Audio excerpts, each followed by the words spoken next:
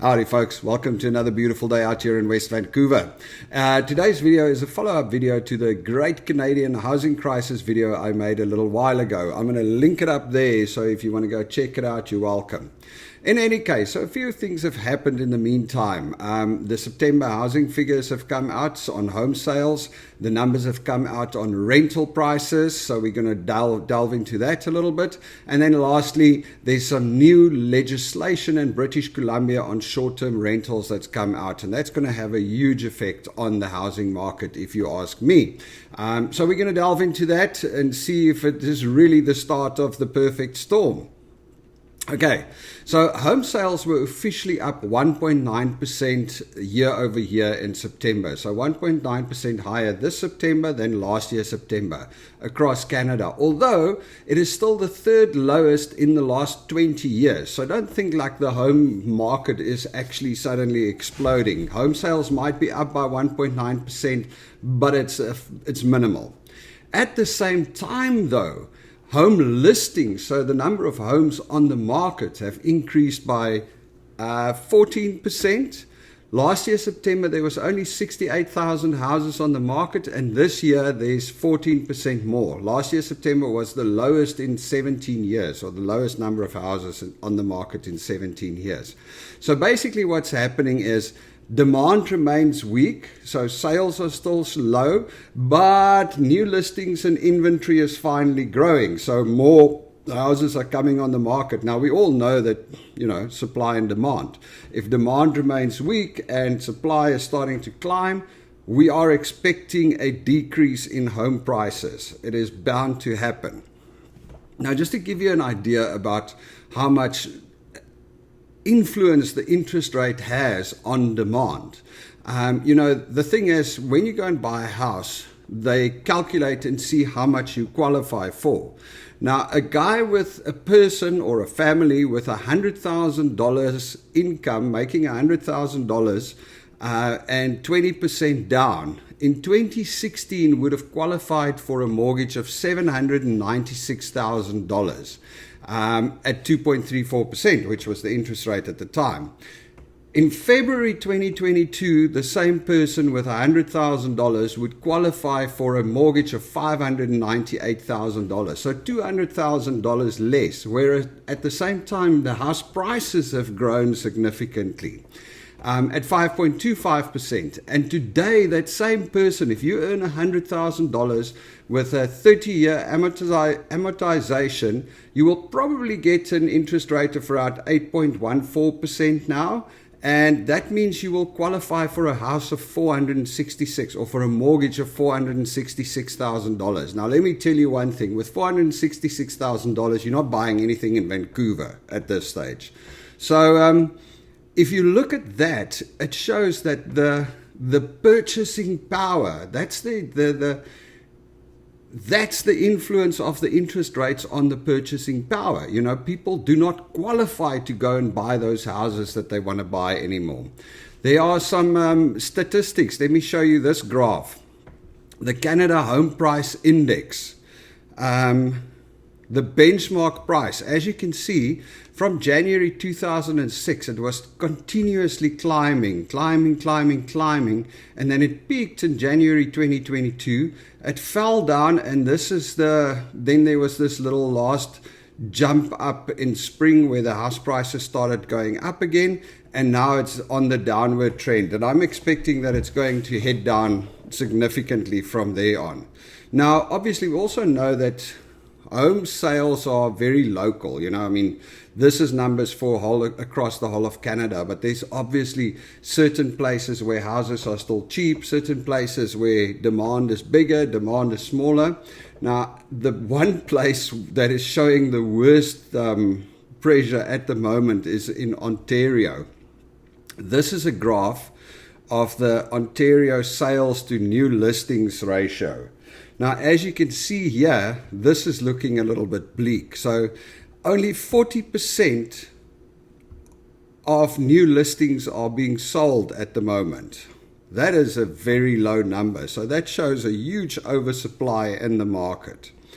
Anyway, According to recent financials at the big five banks, from now until August 2024, an average of 70,000 mortgages will renew each month at a significantly higher mortgage rate. So remember, we spoke in the previous video that people could set their mortgage rate for 5 years. So you could fix your mortgage rate. And so for a lot of families, a lot of people that bought homes, the new higher interest rate hasn't had an effect on them just yet because they are still on their lower fixed rate mortgages.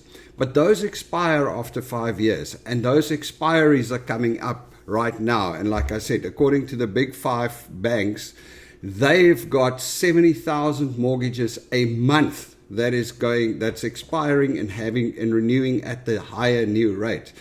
And that's a significant thing because 70,000 people are suddenly going to pay double what they used to pay for their mortgage rate. Can you imagine what the influence that is going to have on, the spending or the discretionary spending? Can you imagine the influence that's going to have on on people's budgets? It's crazy.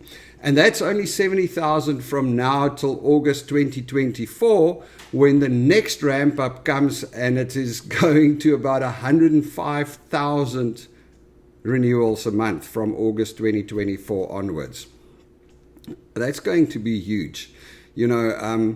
I'm starting to see videos and I'm starting to read stories about people that are being forced to sell their homes because they just cannot afford the mortgages, the new renewal rates on their mortgages. They get they just have to get out. But it's not that easy, especially not in Canada. All right, so now let's look at rentals. I'm going to throw a couple of charts up here on the screen. The first one is the rental trend.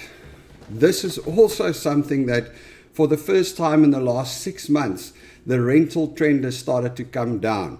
These are stats from a company called liv.rent, liv.rent. I'll put the link in the description. You can go check out. They've got all of these cool reports. So compared to last year, rentals is still on average $150 more than it was last year. So it's $2,406 against $2,256. That's Vancouver. Sorry, should have mentioned that. That's the rental trend in Vancouver. But it is already $32 less than it was in September. So this is the October rentals. All right, so now let's look at the average rent per square foot. So if you go through Vancouver, the average rent per square foot, it's actually quite weird now that I see these numbers. I never expected it. I always thought that West Vancouver is one of the most expensive places to rent, and it is. But in West Vancouver, the average rent per square foot is actually lower than most of the other municipalities in Metro Vancouver. In Burnaby, it's $3.62 per square foot. Coquitlam, $2.64. Langley is the cheapest at $2.43. New Westminster works out to $5.19 per square foot. North Vancouver, $3.43. Richmond, $2.87. Surrey, $2.71. Vancouver, $4.18. And West Vancouver is only $2.69 per square foot. But I suppose the thing is, where we are, the places are bigger, so even though you pay a lower rate per square foot, you've got more square footage, and hence the houses and the rentals are much more expensive in this area. Now, once again, these are all averages. We all know how averages work. Averages are here in the middle, but then you've got all the outside or the flyers. So it doesn't mean you're not going to find much more expensive or much cheaper homes. The most expensive cities in Canada, no surprise there: Vancouver, North Vancouver, West Vancouver, Richmond, and Markham. Where is Markham even? Ontario. Interesting. And then the average rent by listing type. So now this is just for Vancouver once again, because we talk mostly about Vancouver. An unfurnished 3-bedroom house in Burnaby is $3,860, which was up from last month. In Coquitlam, $3,510. In Langley, $3,422. New Westminster, $3,793. North Vancouver, $4,600 for a three-bedroom home on average. That's gone down a little bit from last month. Richmond, $4,225. Surrey, $3,367. Vancouver, $4,813. And in West Vancouver, the average rental for a three-bedroom home is $6,494 a month. Sheesh, we've got a bargain here where we are. Anyway, so while the rental prices are still quite high, you can see that it's slowly starting to come down. And this is where this new legislation in BC comes in. So BC government have just dropped new legislation pertaining to short-term rental. So we're talking about Airbnbs, VRBOs, and all of these little people that are renting out their houses on short-term. And according to the BC government, quite rightfully, they were saying that this takes stock out of the long-term rental market. So it takes stock out of the housing market. People are buying up properties, and you have all these big investors that would buy up properties, and they would just Airbnb them out because they were making bank on Airbnb. You know, they were getting high rates. Short-term rentals was cooking. There's a lot of businesses like that. But what happens is when people do the short-term rentals, that is one less house that's available for people that will live and work in the area, that work in the area to actually live in the area. And the new law that they're bringing in, there's a couple of things that's got involved there. So immediately from now on, immediately after the royal assent, I'm not sure if they got the royal assent just yet, but in any case, it means that they are going to increase the fines and the tickets if people break the rules. The second one is you have to have business license to do a short-term rental. So what they've done is every single short-term rental platform like Airbnb and VRBO and all of those guys, they are not allowed to list a listing unless the person's business license is displayed on the listing. Now, some municipalities, every municipality has their own right to issue business licenses, and it is up to the municipality. They don't have to, but I guess they are all going to do that, as they are going to require you to have a business license to rent out your place on the short-term rental. And that means that you need to display the business license, and if you don't, then Airbnb won't accept your listing, because Airbnb is going to be like, oh, you're in West Vancouver, you need a business license. If you don't have a business license, we are not going to list your property. And that's the same thing, because they will get fined if they do. So in other words, the local government and the BC government now suddenly has a way of enforcing that you are not listing your property as short-term rental and that you're sticking to the rules. They are also going to set up a registry of all short-term rentals. But those are just the little things. The most significant thing that's happening with the new legislation is that you are not allowed to rent out on a short-term rental your property unless it is your principal residence. So unless you live in the house, you are not allowed to rent it out. Now you're asking, how are you going to rent out your house if you're living in it? Well, that's exactly the point. So firstly, it's going to take out all of these investors that have bought a whole bunch of properties and are listing them only as Airbnbs. So if you do own a house with a basement suite or a garden suite or something like that, then only are you allowed to do it as a short-term rental. So in other words, you can only rent out or Airbnb a space on your own property that you live in. Or you have to live in the property and you can rent it out for a short period of time while you go away. I'm not sure how they're going to police that part. And that's across all of the municipalities. Well, most of the municipalities. They have a few exceptions. So much smaller towns with less than 10,000 people, that is not next to bigger towns or big cities, are allowed to change the rules and have Airbnbs. And then I think there's 12 municipalities or something that are designated holiday towns. And those ones, they are going to relax the rules a little bit. But basically the bottom line is they are clamping down heavily on Airbnbs and short-term rentals, with the idea of pushing all of those short-term rentals out of the short-term rental market and into the long-term rental market.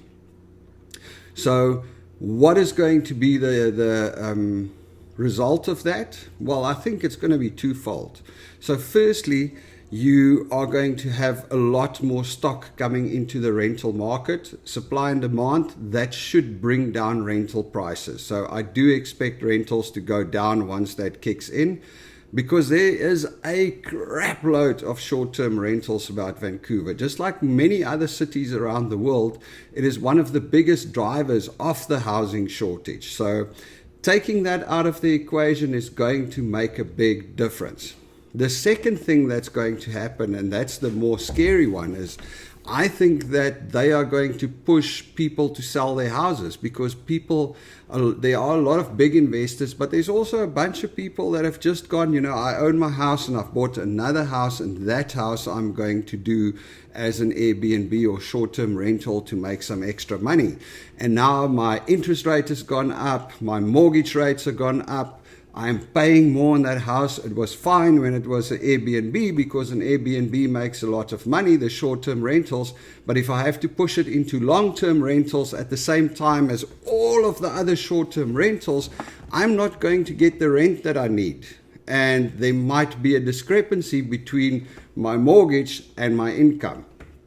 And I think that's going to be another part of this perfect storm that's coming around the housing market. So I am starting to get positive that the house prices are going to see a significant dip in the next few years, or in the next year, or the next few months at least. The reality is that unless the Bank of Canada drops interest rates, this is not going to change.